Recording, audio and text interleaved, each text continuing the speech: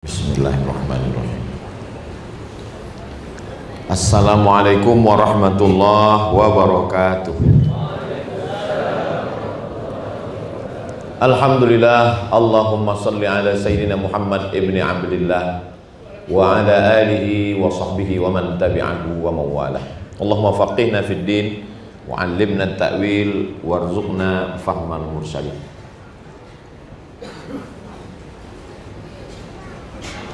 Yang amat berbahagia orang kaya Menteri Paduka Tuan Datuk Haji Wan Muhammad Isa bin Datuk Haji Wan Muhammad Razali, orang besar jajahan Laut Matang dan Selama. Tuan Nasrul bin Menhat, pengerusi masjid daerah Taiping, merangkap pegawai daerah Taiping, serta EJK masjid daerah Taiping, muslimin muslimat semua yang berhadir ini insyaallah dimuliakan Allah Subhanahu wa taala. Amin ya rabbal alamin. Suatu ketika saya berjumpa dengan seorang tuan tanah, orang kaya.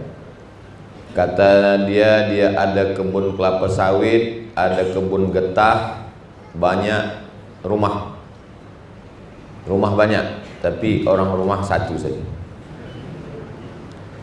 Lalu kemudian kata dia, Ustaz Abdul Somad, semua yang Ustadz dengar tentang saya, tanah sana, tanah sini, itu semua bukan punya saya.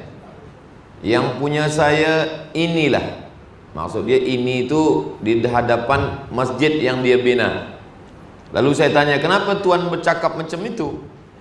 Karena semua tanah, semua kebun, semua sawit, semua getah itu kalau saya mati tinggal. Tapi yang punya saya adalah tanah masjid ini. Inilah yang akan saya bawa mati menghadap Allah Subhanahu wa ta'ala. Masjidnya sampai sekarang ada. Saya ikut merasmikan masjid itu. Lama saya membaca ayat-ayat Quran, hadis-hadis Nabi tentang apa yang kekal, apa yang abadi, apa yang tinggal. Tapi orang berfikir seperti itu jarang saya jumpa orang. Bahwa dalam fikiran dia semua tanah yang atas nama dia, semua kebun dia, semua rumah dia bukan punya dia. Itu milik ahli waris. Maka kata Nabi SAW, kamu lebih banyak memikirkan harta orang lain daripada kamu memikirkan harta kamu sendiri. Kata sahabat, macam mana boleh macam tu ya Rasulullah? Ya, kamu lebih banyak memikirkan harta orang lain daripada harta kamu. Harta orang lain maksudnya harta kita akan dibagi kepada istri, ahli waris, kepada anak, kepada cucu, habis semua. Itulah yang selalu kita pikirkan. Sedangkan harta kita yang sebenarnya adalah inilah.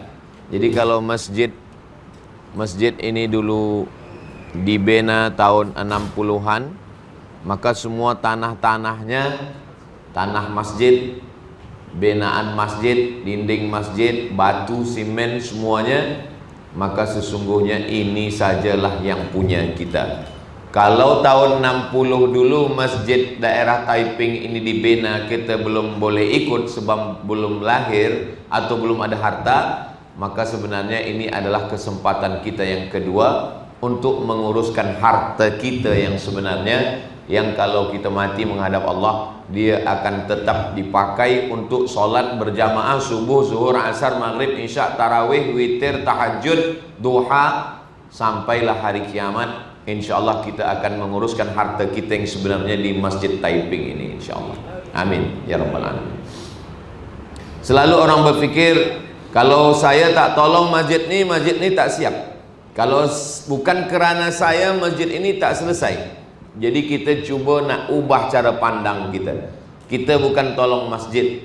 Masjid itulah yang tolong kita, sebab harta kita semuanya tinggal. Yang tetap mengalir kita bawa bekal adalah harta yang kita bagikan untuk masjid. Semoga dengan pertolongan Allah kepada kita dibukakan Allah pintu hati, semua yang kita buat ini menjadi amal jariah sampai kita nanti menghadap Allah Subhanahu wa ta'ala. Amin ya rabbal alamin. Ini yang pertama. Yang kedua, yasma'ul mayyita salasun. yang mengiringi mayat hingga ke liang lahat itu ada 3. Yang pertama, maluhu, hartanya. Kalau kita ada kereta, motosikal, ikut mengiring kita. Bukan kata saya, kata Nabi SAW. Maluhu, harta. Harta ikut mengiring sampai ke tempat parking kereta di dekat pekuburan pemakaman.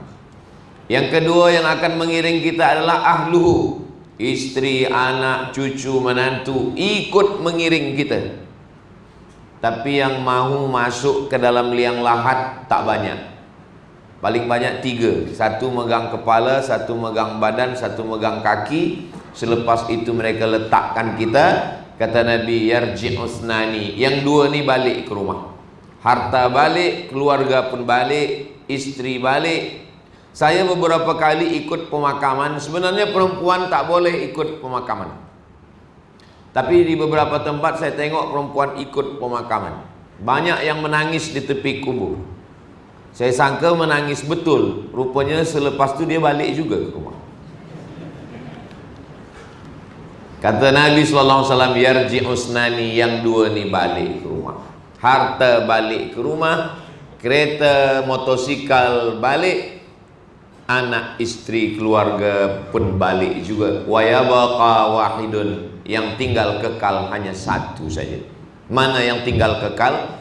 Itulah dia tanah wakaf yang pernah kita tolongkan untuk masjid, dinding masjid, atap masjid, ekor masjid. Semua yang kita bagikan itulah yang menolong kita di hadapan Allah Subhanahu wa ta'ala. Itulah hakikat manusia.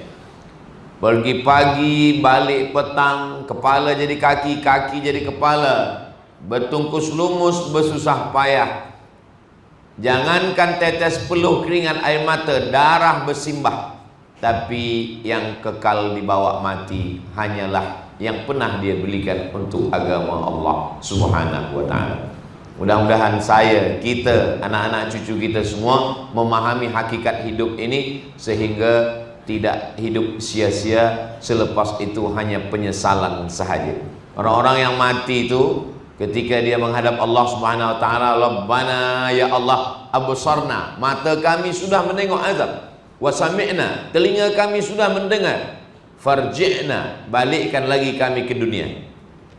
Itulah kenapa ayat itu ada dalam surat Alif Lam Mim Tanzil, surat As-Sajadah. Subuh Jumat dibaca supaya apa? Supaya 1 pekan sekali, 7 hari sepekan sekali kita dengar ayat itu. Rabbana absarna, mata sudah memandang, wa sami'na, telinga sudah mendengar, farji'na, balikkan lagi kami ke dunia, na'mal salihah, kami ingin beramal saleh, inna muqinun, kami yakin seyakin-yakinnya. Tapi yakin itu tak lagi bermakna, sebab kita sudah menyatu dengan tanah. Itulah penyesalan orang mati yang tak berkesudahan hingga hari kiamat. Maka selagi kita hidup, hayat di kandung badan, jantung masih berdetak, napas masih berhembus, kaki masih melangkah, insya Allah kita gunakan ini untuk membina masjid daerah Taiping ini, insya Allah. Amin ya rabbal alamin. Ini yang kedua. Yang ketiga,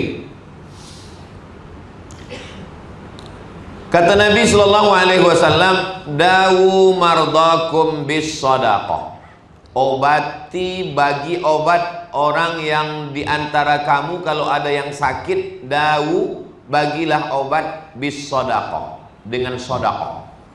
Ayat hadis ini kalau didengar orang, apa hubungan antara sakit dengan sadaqah? Kalau sakit minum madu masih ada hubungan lagi. Likulli da'in dawa, setiap penyakit ada ubatnya. Tadawu, maka berubatlah kamu. Kemudian apa ubat yang paling elok? Habbatus sauda syifaun min kulli da. Habbah, biji-biji sauda hitam. Habbatus sauda syifaun min kulli da, obat dari segala macam penyakit. Hadisnya sahih. Hadis tentang madu pun elok juga. Alaikum bisyifaini, hendaklah kamu berobat dengan 2 ubat. Al-asal wal Quran. Asal, madu pun perubatan-perubatan, doktor-doktor pun dah cakapkan tentang manfaat daripada asal madu ni, elok. Cuma sekarang banyak orang suka minum madu sakit sebab gula darah. tinggi, sebab madu sekarang banyak bercampur dengan gula. Banyak, maka kalau tak yakin betul madu ni original, jangan minum. Banyak orang tanya ke saya, macam mana kita boleh tahu madu ni original atau tidak, Ustaz? Bawa balik ke rumah, kalau bini kita mengamuk, itu original. Ada juga orang menyebut makanan yang boleh menjadi ubat adalah makanan al-bazinjan syifaun min kulli da. Terung obat dari segala macam penyakit. Itu hadis palsu. Hadis tentang terung palsu. Yang membuat siapa? Tukang jual terung. Dia nak lakukan, maka tidak semua hadis ni sahih. Tapi hadis tentang madu, hadis tentang habbah sauda, elok, tak masalah. Tapi ada satu hadis, kalau kita fikir-fikir tak ada hubungan. Macam mana sedekah boleh menjadi ubat? Tapi hadis ni sahih. Kata Nabi SAW, dawu mardakum bis sedekah, obatilah orang yang sakit di antara kamu dengan sedekah. Masa saya sampaikan hadis tentang sakit sedekah ini, saya baca buku kitab ditulis oleh Abu Amr Al-Misri dari Kahirah. Nama kitabnya Sa'ah wa Sa'ah Ajaib wa Taraif. Sudah diterjemahkan dalam bahasa Melayu, semua ada saatnya. Ada saat sakit, ada saat sihat, ada saat senang, ada saat susah. Hidup kita ini memang begitu, semua ada saat. Jadi ada orang Saudi Arabia sakit, kemudian dia pergi check up ke Amerika. Sampai di sana kata doktor, pergi balik ke rumah, makan sedap, tidur selesa. Nanti puan-tuan kalau pergi ke hospital, lalu doktor cakap balik ke rumah, makan sedap, tidur selesa, itu maknanya malaikat maut dah dekat. Makna tak ada harapan lagi. Jadi kata dia baliklah. Kemudian dia ingat pada hadis Nabi, dawu mardakum bis sadaqah, berubatlah kamu dengan sedekah. Akhirnya dia bagi sedekah. Selepas itu last sekali dia check up lagi, medical check up. Kata doktor, awak makan apa? Kata dia, saya makan macam biasa. Tak ada minum herbal ke, makan apa ubat, tak ada. Kenapa? Karena Allah SWT bagi satu keajaiban, dia sihat wal afiat. Dari mana? Saya hanya amalkan satu hadis Nabi SAW, dawu mardakum bis sadaqah, berobatlah kamu dengan ubat itu bernama sadaqah. Bagi orang yang tak bertuhan, rasa-rasa tak logik, macam mana sedekah boleh jadi ubat? Tapi bagi orang yang bertauhid, sakit datang daripada Allah, kesihatan, kesembuhan pun datang daripada Allah. Tak ada yang susah bagi Allah. Innama amruhu idza arada syai'an ayyakula lahu kun fayakun. Allah bagikan kesembuhan, kesihatan. Di satu masjid di Riau, kampung saya sampaikan hadis ini. Dawu mardakum bis sadaqah. Berobatlah kamu dengan sedekah. Selepas tu bila saya balik, saya dekat kereta, dekat parking, datang seorang lelaki. Hadis yang Ustaz sampaikan tadi itu sudah dicuba oleh orang rumah istri saya. Doktor cakap dia kena penyakit kista, macam kanser. Maaf cakap di dalam rahim sebesar duit logam. Kata doktor, ini mesti kista ini diangkat. Kalau diangkat rahimnya ikut sekali. Nanti kalau diangkat, maaf, nanti selepas kista ini operate, selepas itu nanti dia tidak boleh mengandung lagi. Maka bila doktor cakap kamu bila diangkat operate, nanti selepas ini tidak boleh mengandung lagi, istrinya menangis, suaminya tersenyum. Yang senyum-senyum ni kita curiga juga. Tapi rupanya istri dia tahu tentang hadis dawu mardakum bis sadaqah. Lepas itu istri saya ni bersedekah. Tak lama selepas itu dia pergi sekali lagi ke hospital. Kata doktor, saya tengok rupanya selepas USG ini apa kista ni mengkerut, mengkecil-kecil, hilang. Sembuh, sihat walafiat. Istri saya itu sembuh, sihat, Ustaz Abdul Somad. Kata doktor, awak tidak perlu operate lagi dan sekarang sudah sehat. Maka manakala dokter bercakap, saya boleh punya anak lagi, boleh mengandung, boleh punya anak lagi dan sehat walafiat. Masa itu kata dia, istri saya tersenyum, saya pula yang menangis. Tak ada yang mustahil bagi Allah. Maka kalau ada di antara kita, mudah-mudahan kalau ada di antara kita ini yang diuji Allah dengan sakit, Allah bagi kesehatan insyaallah. Dulu orang berkata kalau sakit ini adalah laknat, sakit ini adalah azab. Tapi bila Islam datang, la yusibul mu'min min nasabin wala wasabin wala saqamin wala syaukin. Nasabin, wasabin, syaukin. Sakit hati, susah pikiran, sakit badan, duri yang mencucuk tapak kaki. Illa kaffarallahu anhu biha sayyi'at. Itu hanya cara Allah untuk menghapuskan dosa-dosa. Jadi kalau ada orang sakit, kita tengok dia, kita lawat dia di hospital, kita bagi semangat.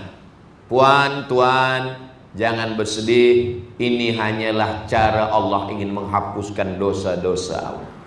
Cuma kadang tak semua orang sakit sabar. Ada juga bila ketika kita bagi nasihat, ini cara Allah nak hapuskan dosa awak, dia cakap balik, dosa awak lebih banyak lagi. Kenapa awak tak sakit-sakit? Mana kita tahu keputusan Allah Ta'ala? Fa'alul lima yurid. Ada orang tak sembahyang, tak puasa, tak pernah ke masjid, tak pernah bersedekah, tapi tak sakit-sakit. Siapa namanya? Fir'aun. Jadi kalau kita salah sikit, dosa sikit, sakit, itu tanda Allah sayang sama kita. Dia nak buat kita bersih. Hatta tamshi alal ardi makanan alaihi khati'ah. Sampai dia berjalan di atas muka bumi tak ada dosa sikit pun. Asal ada dosa sikit, Allah buat sakit. Ada dosa sikit, Allah buat sakit. Tapi ada orang yang buat dosa sebanyak apapun dia tak sakit. Sebab apa? Sebab Allah ingin jadikan itu sebagai istidraj. Itulah yang kita takutkan. Jadi saya kadang sakit batuk, kadang hilang suara, kadang demam. Saya husnuzan pada Allah. Maknanya Allah ingin hilangkan dosa saya di dunia. Tapi walaupun begitu, bila kita sakit, kita tetap makan obat. Jangan sebab tazkirah ini puan tuan nanti bila balik sakit tak nak makan ubat. Bila ditanya suami, istri, kenapa awak tak nak makan ubat? Saya nak hilangkan semua dosa saya. Karena kata Nabi ada hadis yang lain, likul lidain, setiap penyakit dawa ada ubatnya. Fatadau, maka berubatlah kamu. Dan salah satu ubat itu adalah dengan sedekah. Seorang ulama namanya Imam Abdurrahman bin Mahdi, ahli hadis. Datang orang sakit, lutut dia bernanah, tak sihat, tak sembuh-sembuh. Wahai Imam Abdurrahman bin Mahdi, lutut saya ini bernanah. Kata Imam Abdurrahman bin Mahdi, makanlah obat. Saya dah makan obat, saya dah berdoa, tapi belum juga sihat. Imam Abdurrahman bin Mahdi ingat hadis Nabi tentang dawu mardakum bis sadaqah. Berobatlah dengan sedekah. Maka Imam Abdurrahman bin Mahdi, oh saya ingat hadis Nabi. Cuba kamu bersedekah, buatkan perigi di tempat orang yang susah dapat air.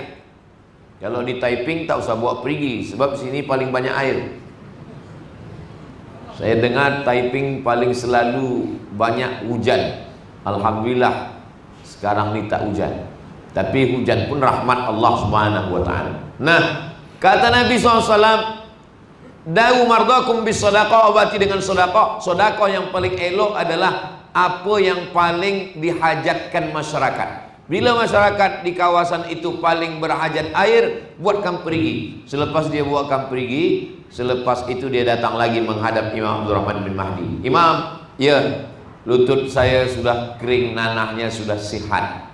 Macam mana boleh perigi yang dibuat lutut yang sihat? Kerana setiap orang yang minum, mengambil air sembahyang, untuk mandi, untuk berwudu, selepas itu orang berdoa, ya Allah, orang yang bagikan perigi ini, kalau dia dah mati lapangan kuburnya, kalau dia masih hidup sehatkan badannya, dan doa itu dikabulkan Allah Subhanahu wa ta'ala, mengetuk pintu-pintu langit. Dan bagi kita yang ada di kawasan Perak, di Taiping, kita tidak buatkan perigi lagi sebab air sudah ada, sudah banyak. Maka yang paling berhajat sekarang adalah masjid daerah Taipei. Maka dengan itu dibagikan Allah kebaikan-kebaikan untuk kita semua, insyaallah. Amin ya rabbal alamin. Seterusnya yang keempat. Ini sampai berapa nih Ustaz? Sampai pukul 10. Sebab saya bagi tazkirah di mana-mana 60 menit. Yang keempat, kata Nabi sallallahu alaihi wasallam, kullu mri'in tahta zilli shadaqatihi. Setiap kita manusia ini nanti di akhirat tak ada tempat bernaung. Idza sama'um fatarat, langit terbelah. Wa idzal kawakibun tasarat, planet bertembung berjatuhan macam tasbih putus tali. Wa idzal biharu fujirat, lautan diletupkan naik ke darat, tsunami namanya. Wa idzal quburu bu'thirat, semua yang dikubur bangkit tegak berdiri. Alimat nafsum ma qaddamat wa akharat, disitulah manusia baru sadar apa yang dah dia buat dulu dan apa yang akan dia bawa bekal mati menghadap Allah Subhanahu wa ta'ala. Macam mana dengan pokok kayu, bukit-bukit, gunung-gunung? Wa takunul jibalu kal ihnil mamfush. Mamfush, bulu kambing yang dihembus angin. Hilang. Tak ada tempat bernaung, tak ada tempat atap, tak ada masjid, tak ada surau, tak ada rumah, tak ada gedung. Di mana tempat kita berlindung? Tak ada. Ada manusia yang kerana peluh panas tenggelam hingga ke lutut, hingga ke pinggang, hingga ke perut, hingga ke leher. Lalu kemudian kata Nabi sallallahu alaihi wasallam, kullu mri'in tahta zilli shadaqatihi. Ada orang yang selesa sebab dia berada di bawah zilli shadaqah, di bawah atap naungan perlindungan sedekah. Jadi yang menaungi kita nanti di padang mahsyar itu adalah sedekah. Jadi kalau ada orang berkata, ini saya tolong untuk masjid, ini saya bantu, kita bukan menolong masjid. Kalau kita katakan kita menolong masjid, kita sombong, kita takbur, sebab masjid rumah Allah. Kita sedang menolong diri kita di padang mahsyar. Sebab tak ada yang boleh menolong. Yauma yafirul mar'u min akhi, orang lari dari saudara kandung. Wa ummihi wa abi, lari dari ummi ibu, wa abi ayah. Wa sahibatihi wa bani, lari dari istri dan anak-anak. Lalu siapa yang boleh menolong kita? Kata Nabi sallallahu alaihi wasallam, yang menolong hanya sedekah. Makanya dalam 7 golongan, sab'atun yuzilluhumullah, ada 7 golongan, 7 manusia, yuzilluhumullah fi zillihi yauma la zilla illa zilluh. Hari itu dia dapat naungan, dapat atap. Yauma la zilla illa zilluh. Hari itu tak ada tempat menaung kecuali naungan Allah. Rajulun tasaddaqa bi sadaqatin, orang yang bersedekah hatta la ta'lamu shimalu, sampai tangan kiri tak tahu ma anfaqat yaminuh, apa yang diberikan oleh tangan kanan. Tangan kiri tak tahu apa yang dibagi oleh tangan kanan. Oh, begitu punya hadisnya Ustaz Abdul Somad. Ya, hadisnya sahih, ada dalam Sahih Bukhari, ada dalam Sahih Muslim.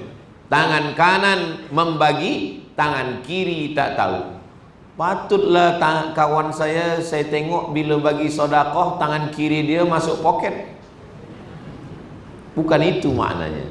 Makna tangan kiri tak tahu apa yang dibagi tangan kanan itu makna kiasan, bukan makna hakiki. Itu maknanya adalah jangankan kawan di sebelah, tangan kiri pun tak tahu. Maksudnya tidak ria, bukan sum'ah. Tapi sahabat Nabi bersedekah itu, sahabat yang lain tahu. Ada sahabat Nabi namanya Abu Dihdah. Abu Dihdah ini membagi 600 pokok kurma. Coba hitung kira 600 pokok sawit berapa ringgit harganya sekarang di Perak, di Taiping. 600 batang. Ini bukan sawit, 600 batang pokok kurma. 1 kilo kurma ajwah Madinah 80 sampai 100 rial. Bayangkan berapa harga 600 batang. Dia bagikan kepada Nabi SAW. Abu Dihdah, semua sahabat tahu.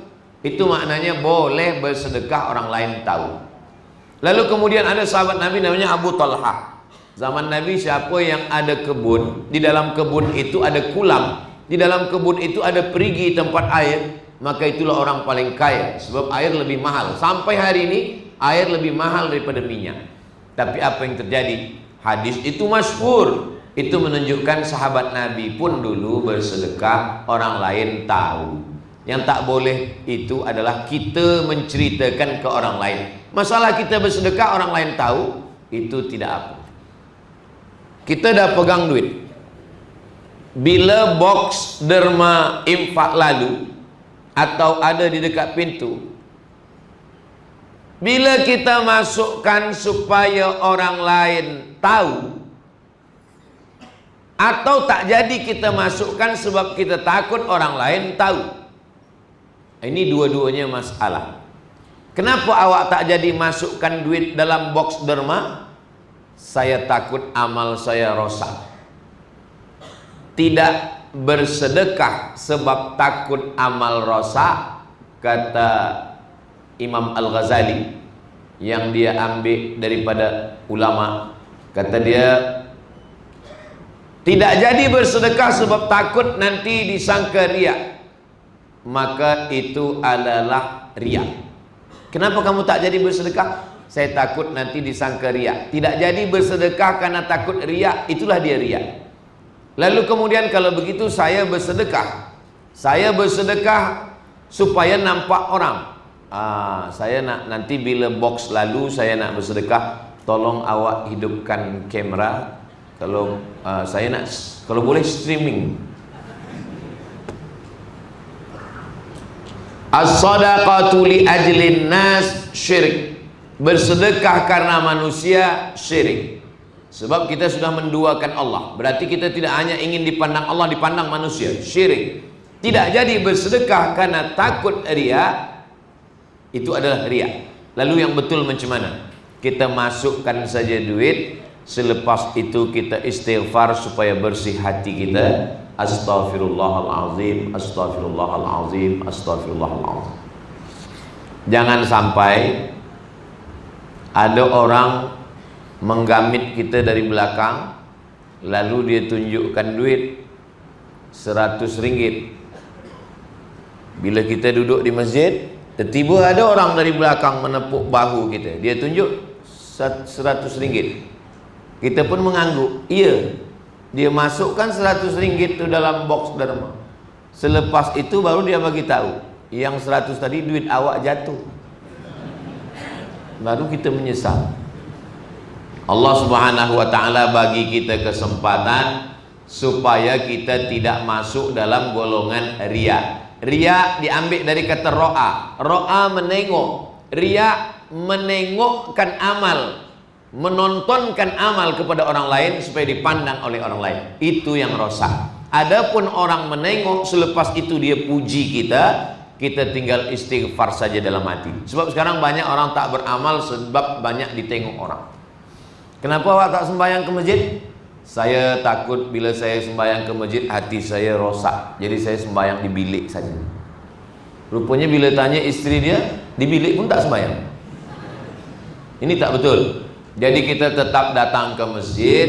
Bahwa ada orang bercakap, oh ini orang baik, biarlah cakap itu di mulut dia, tak sampai ke hati kita.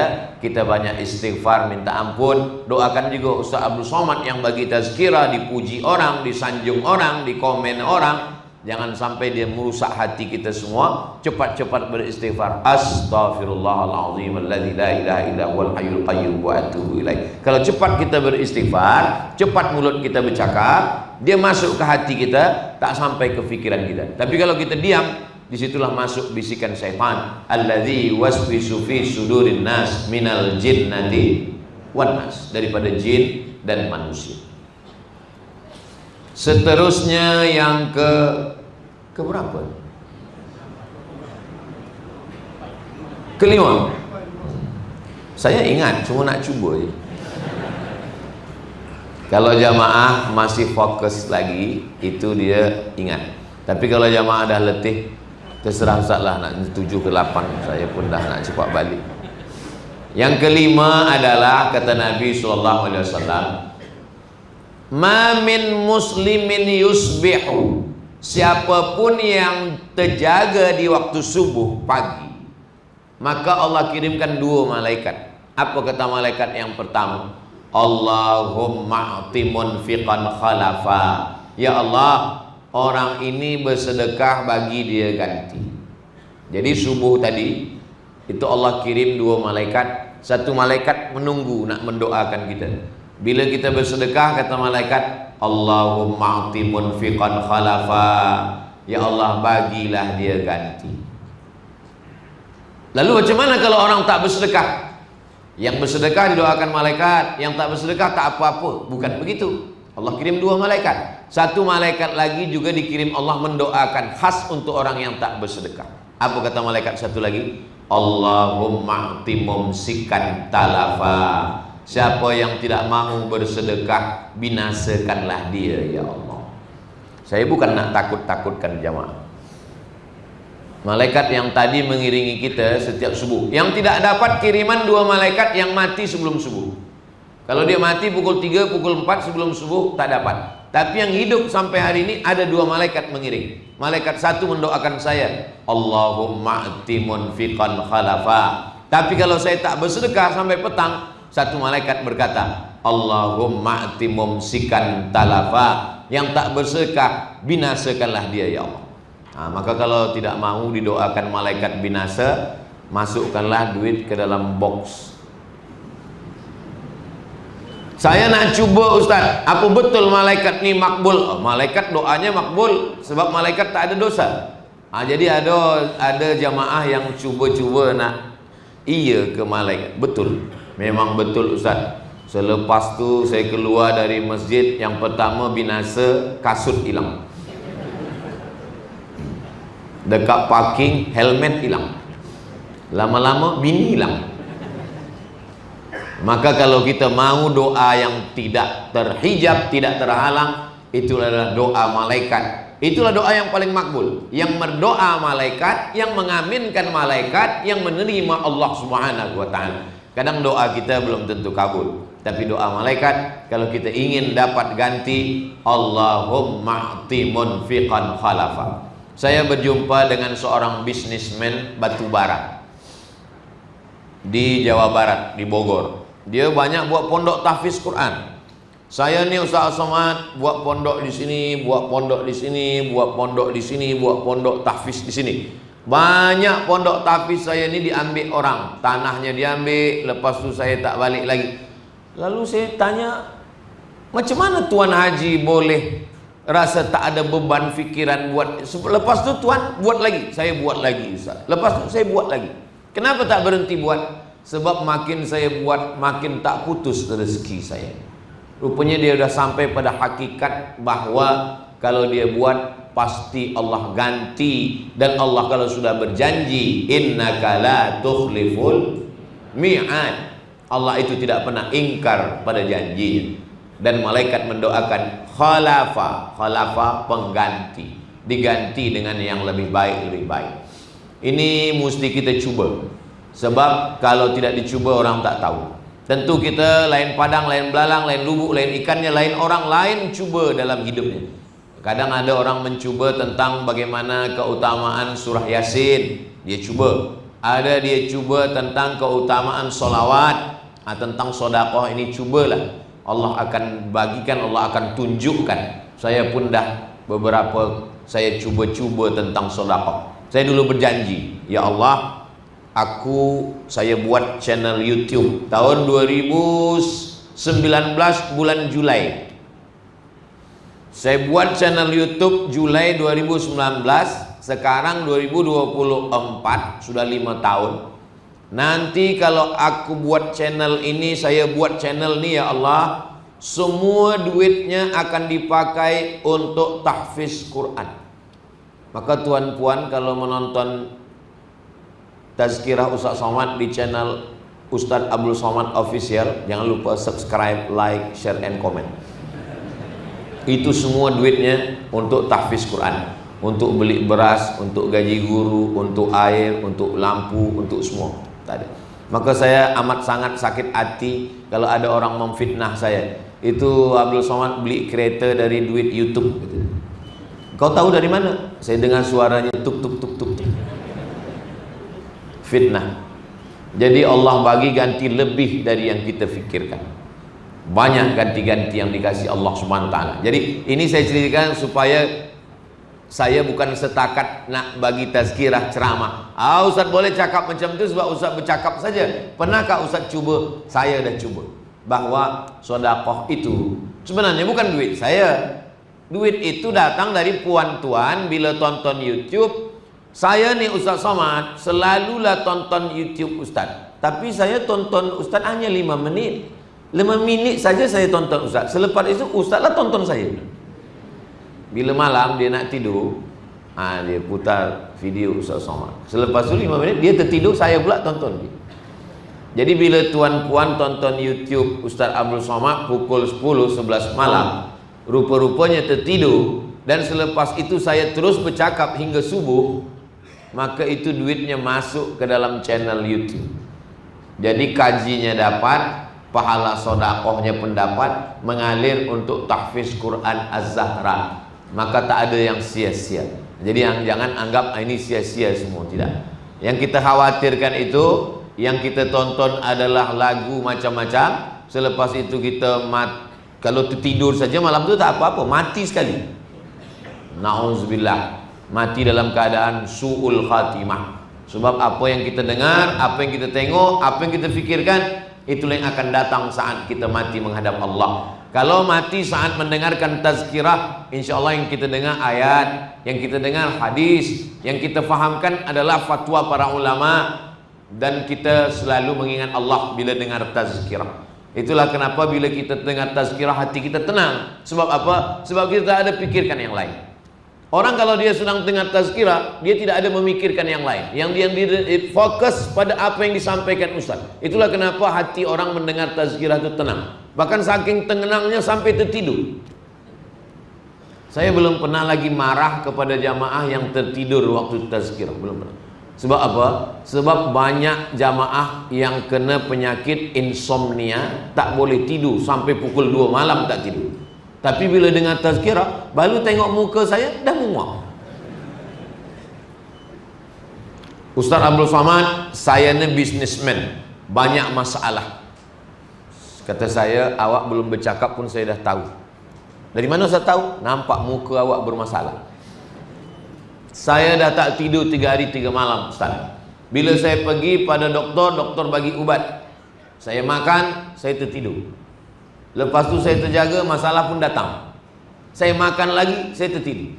Kalaulah hidup ini cuma untuk tidur, elok tak usah hidup, mati lekas. Lalu bagaimana cara menghilangkannya? Menghilangkannya dengan tazkirah. Dengan tazkirah, masalah yang lain hilang. Kita sedangkan fokus mendengar apa yang kita dengarkan. Jadi kalau tuan puan dengar tazkirah, walaupun tidak online, tidak offline macam ni, hanya online, maka pahalanya sama dan dapat balasan di hadapan Allah Subhanahu wa taala. Beberapa channel itu pula tidak hanya setakat mendengar tazkirah, tapi mendapatkan juga ada nilai sedekah di dalamnya. Kata Nabi sallallahu alaihi wasallam sebagai doa malaikat, Allahumma a'ti munfiqan khalafa. Terus yang keenam. Yang keenam, ada amal yang melebihi kal mujahidi fi sabilillah. Kalau dibandingkan dengan orang yang berjihad fi sabilillah, jihad kalah. Kas-shaim alladzi la yuftir. Macam orang yang berpuasa tak putus-putus, puasa terus tiap-tiap hari, puasa pun kalah. Kal qaim alladzi la yaftur. Macam orang tahajud yang non-stop dari maghrib, isya sampai subuh. Bila dibandingkan dengan 3 amal ni, kalah 3 amal. Jihad kalah, puasa tiap hari kalah, dan tahajud tiap malam pun kalah. Apa dia? Kata Nabi, amal itu adalah amal sedekah. Baru kita baca Rabu lepas dalam kajian Riyadhus Shalihin karya Imam An-Nawawi, bahwa amal sedekah mengalahkan tahajud malam, mengalahkan puasa sunat dan mengalahkan jihad fisabilillah. Tapi jangan sebab tazkirah ini nanti malam tak tahajud lagi. Maknanya yang dah tiap-tiap malam tahajud tetaplah tahajud. Saya tidak ingin dapat cerita saudara saya di Taiping, di Perak, kata istrinya, abang dah tak tahajud lagi sebab dengan tazkirah Ustaz Somad. Maksudnya tahajud tetap. Maknanya orang yang ada sanggup tahajud dari awal malam hingga akhir malam, maka sesungguhnya kalau dia tak sanggup, ada satu amal mengalahkan jihad, mengalahkan tahajud, mengalahkan daripada puasa sunat. Itulah amalnya bernama amal sedekah. Jadi sebenarnya kalau kita nak beramal ni kita boleh pilih-pilih. Sebab amal ni terbagi kepada 4. Yang pertama amal badan, tegak, ruku, sujud, duduk, tasyahud, i'tidal, ini amal badan. Tawaf, sa'i, melontar jumrah, itu amal badan. Yang kedua adalah amal lisan. Subhanallah, walhamdulillah, la ilaha illallah, Allahu akbar, la haula wala quwata illa billah, subhanallah wa bihamdihi, subhanallahil azim. Itu namanya amal lisan. Baca Quran, salawat, itu amal lisan. Yang ketiga adalah amal harta. Zakat, wakaf, sedekah, wasiat, hibah, ghanimah, itu amal harta. Amal badan, amal lisan, amal harta. Yang keempat amal hati. Sabar, ridha, tawakal, qanaah, zikir, istiqomah, itu amal hati. Coba kita pikir-pikir.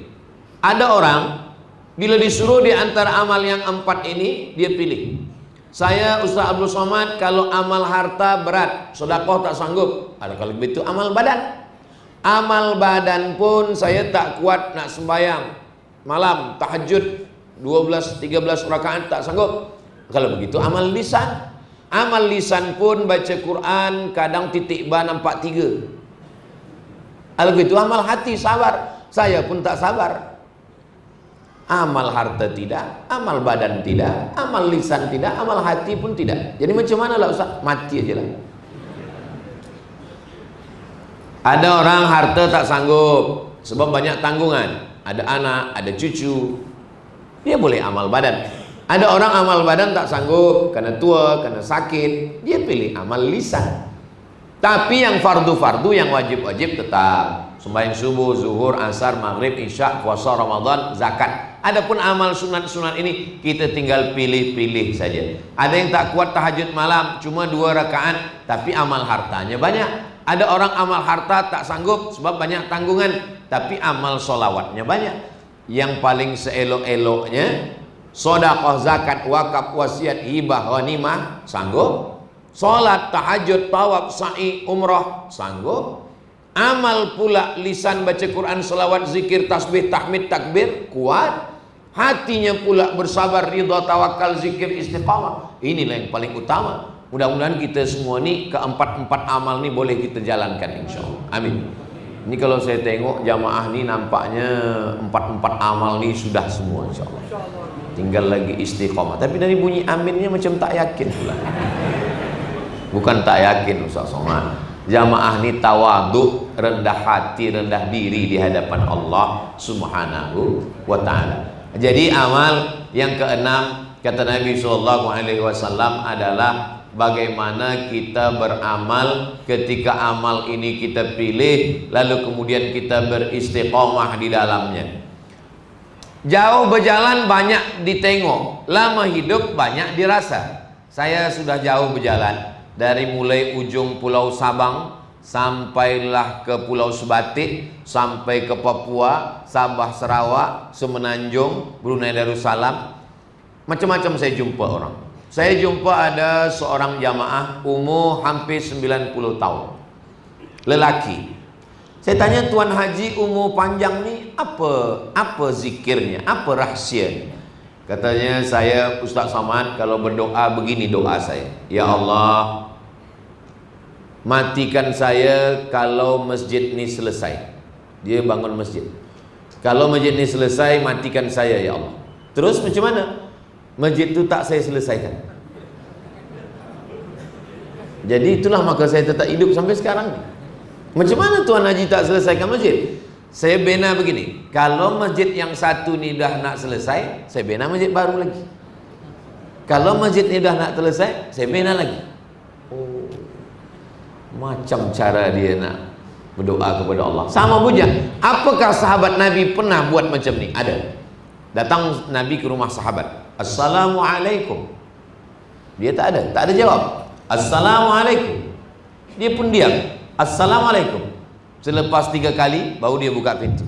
Waalaikumsalam. Kata Nabi, masa aku salam sekali tadi engkau ada di balik pintu? Kata dia, ada ya Rasulullah. Kenapa engkau tak jawab? Supaya aku dapat salam kamu 3 kali.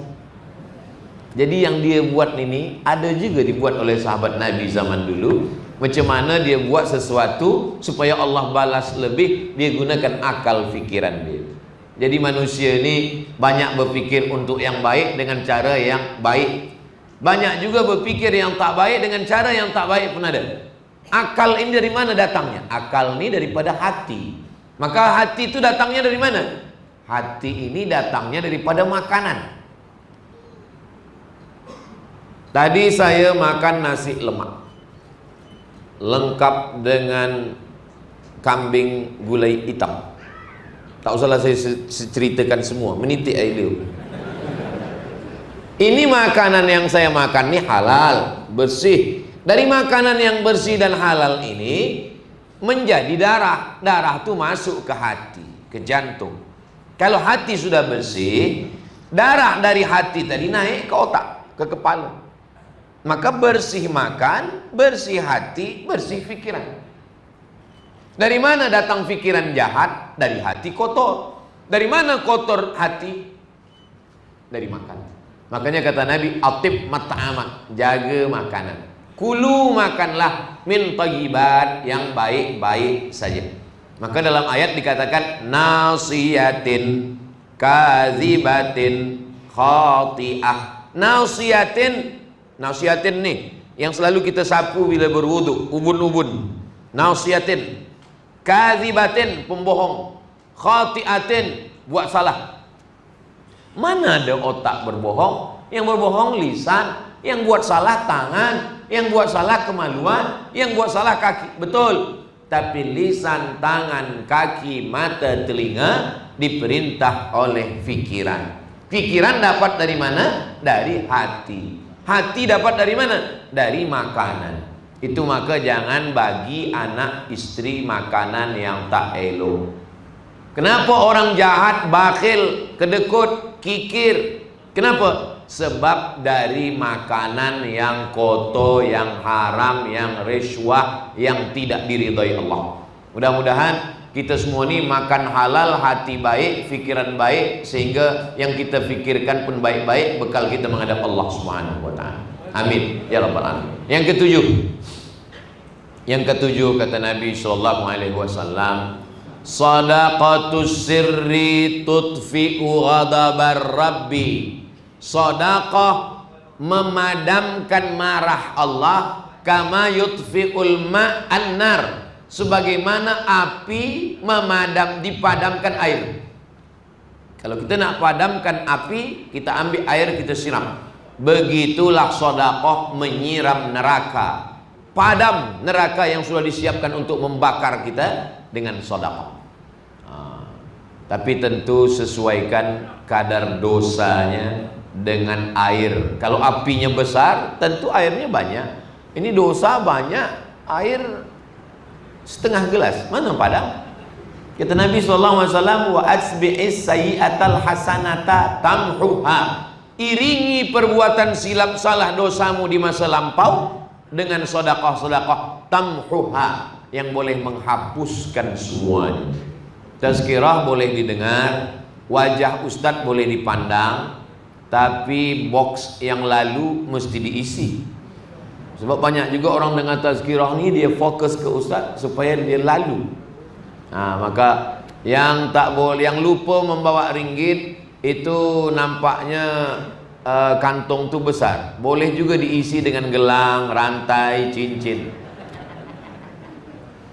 Saya masa belajar di Kaherah dulu, Disitulah saya tengok macam mana perempuan-perempuan Arab itu membuka gelang-gelang, gelang, cincin, rantai, dia masukkan ke dalam kantung. Saya tengok dengan mata kepala saya waktu Syekh Khalid Mash'al, kepala jenderal tentera dari Palestin, menelpon kami.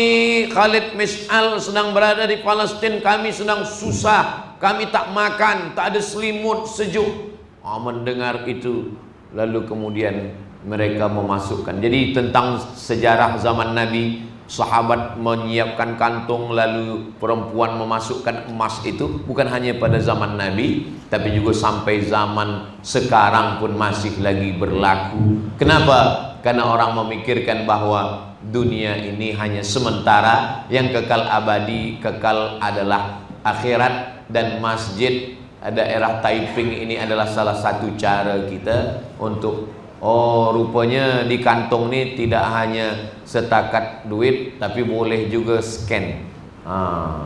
Boleh scan, apa namanya itu? QR, masukkan. Boleh masukkan. Tapi ada juga setengah dia ambil, dia tak scan, dia ambil gambarnya. Jamaah yang dimuliakan Allah Subhanahu wa taala, bila dah scan nampak ada banknya, kemudian tulis, selepas itu tulis, dia transfer. Selepas transfer menetes air mata. Bila ditanya kenapa awak menangis, sedih ke, haru ke, ingat almarhumah mak ke? Bukan. Apa? Salah tulis tadi. Rencana nak kirim 100 ringgit, rupanya terkirim 1000.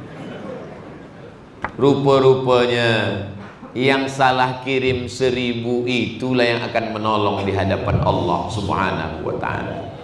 Kalau masing-masing kita ini ada 100.000, yang terkirim 1000, maka yang 99 itu tinggal.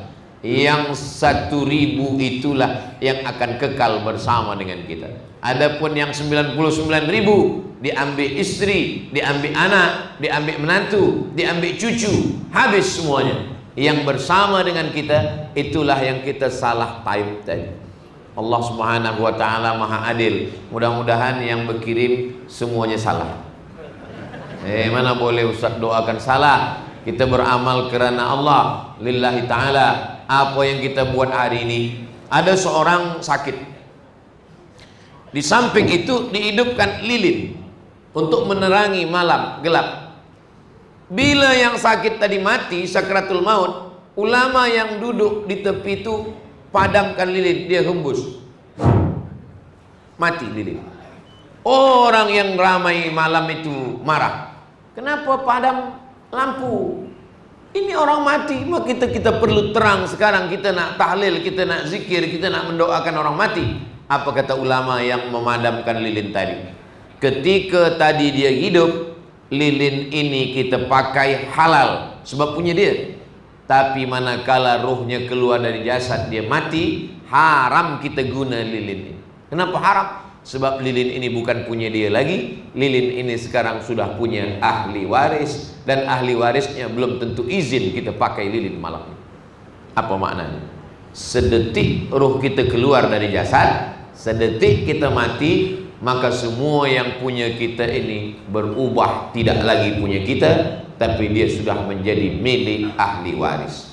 Satu lilin, satu kereta, satu rumah, satu tanah, kebun kelapa, kebun sawit, kebun pinang, kebun durian musangking, semuanya sedetik bila roh kita keluar, sama macam lilin tadi, kita mesti hembus, padamkan. Sebab apa? Sebab dia sudah menjadi milik ahli waris. Surat tanah berubah nama kita menjadi milik orang lain.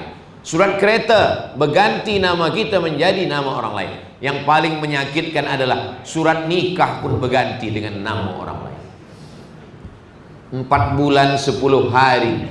Walladzina yutawaffawna minkum, kalau suami meninggal, wa yadharuna azwajan, tinggal istrinya hidup, yatarabbasna bi anfusihinna arba'ata ashhuri wa ashra, maka dia menunggu 4 bulan 10 hari. Selepas 4 bulan 10 hari, surat nikah pun berganti dengan nama orang lain. Oh, jenazah. Apa yang kita bawa mati menghadap Allah Subhanahu wa taala? Yang kita bawa mati adalah masjid daerah Taiping, dindingnya, tanahnya, atapnya sempat kita berikan RM1, RM2. Orang sembahyang subuh, zuhur, asar, maghrib, isya, Aidil Fitri, Aidil Adha, tahajud, witir, tarawih malam, maka mengalir. Hadiahkan juga dengan niat pahala untuk almarhumah ibu, almarhum ayah. Maka yang hidup dapat, yang meninggal pun dapat. Kalau hidup, berkah rezeki, keluarga sakinah, mawaddah warahmah, anak soleh dan solihah. Kalau sudah mati, maka amal itu mengalir sebagai amal jariah. Itulah hanya hakikat hidup. Selepas itu kita pun akan menghadap Allah Subhanahu wa ta'ala. Pesan Sayyidina Ali, an-nasu niyam, manusia ini semuanya sedang tidur. Ini kita ini semua sekarang nih, kata Sayyidina Ali, hakikatnya kita ini sekarang ini sedang tidur. Ada yang mimpi jadi orang kaya, ada yang mimpi jadi penguasa, ada yang mimpi jadi orang yang masyhur. Semakin lelap tidur, semakin kuat suara, semakin mengigau, semakin sedap mimpi. Tapi bila kita terjaga, mati. Falamma matu, ketika dia mati, intabahu, barulah dia terjaga. Rupanya hidup ini hanya setakat mimpi saja. Sekarang, apa yang tak nampak? Alam kubur tak nampak, malaikat tak nampak, mungkar nakir tak nampak, titian siratal mustaqim tak nampak, mizan tak nampak, padang mahsyar tak nampak, surga tak nampak, neraka tak nampak, Tuhan tak nampak. Yang nampak sekarang ini anak, bini, harta, benda, kereta, rumah, itu yang nampak. Tapi bila ruh keluar dari jasad, yang nampak ini menjadi tak nampak. Istri menjadi tak nampak, rumah menjadi tak nampak. Yang nampak adalah malaikat maut, sakaratul maut, mungkar nakir, padang mahsyar. Allah menjadi nampak. Wujuhu yauma idzin nadhirah, pada saat itu wajah bercahaya, ila rabbiha nadhirah, karena memandang Allah Subhanahu wa taala. Jadi antara nampak dan tak nampak itu bezanya cuma mati. Jadi kalau ada jiran, kawan, sahabat kita berkata, mana malaikat itu? Mana sakratul maut itu? Kita tak usah marah, kita bagi tahu saja dia, nanti kalau kau udah mati nampak semuanya. Sampai masanya yang nampak ini menjadi tak nampak, dan yang tak nampak menjadi nampak. Itulah iman. Kita sekarang tidak dinampakkan Allah Ta'ala, tapi Nabi Muhammad berubah menjadi yang didengar, menjadi yang nampak. Subhanalladzi asra bi'amrihi lailan minal masjidil harami ilal masjidil aqsa alladzi barakna haulah linuriyahu. Kami ingin menunjukkan kepada dia yang selama ini didengar menjadi nampak. Nabi Muhammad sudah sampai pada level nampak. Kita belum. Kita hanya baru mendengar-dengar saja. Tapi nanti bila kita mati, barulah kita hidup yang sesungguhnya. Ulama menyampaikan, saya dengar, saya sampaikan. Kita insya Allah, sebagaimana pagi ini kita bersama di rumah Allah, di masjid daerah Taiping, nanti panjang umur, sehat badan, kita sehat walafiat, mati husnul khatimah, dan kita pun akan bersama di surga Jannatul Firdaus bersama Nabi Muhammad sallallahu alaihi wasallam. Itulah yang saya sampaikan pada pagi yang barakah ini, pukul 10. Selama 60 menit ini yang saya sampaikan ada 7. Nanti puan-tuan balik ke rumah, ada jiran, kawan, anak, menantu bertanya yang tak boleh datang, apa tadi yang disampaikan Ustaz Abdul Somad? Ada 7 kenapa kita mesti bersedekah. Apa yang 7 itu? Saya pun tak ingat. Kita boleh tonton ulang balik, share ke kawan-kawan, mudah-mudahan menjadi bekal amal soleh insyaAllah. Terima kasih segala perhatian, mohon maaf segala kesilapan dan kekhilafan. Aqulu qawli hadza astaghfirullah li wa lakum. Subhanakallahumma wa bihamdika asyhadu an la ilaha illa anta astaghfiruka wa atubu ilaik. Wa sallallahu ala sayyidina Muhammad wa ala alihi washabbihi wasallam. Walhamdulillahi rabbil alamin. Jazakumullah ahsanal jaza. Mudah-mudahan Allah memberikan balasan terbaik kepada saudara-saudara kita yang berwakaf, yang berinfak dan bersedekah. Barakallahu fikum. Wassalamualaikum warahmatullahi wabarakatuh.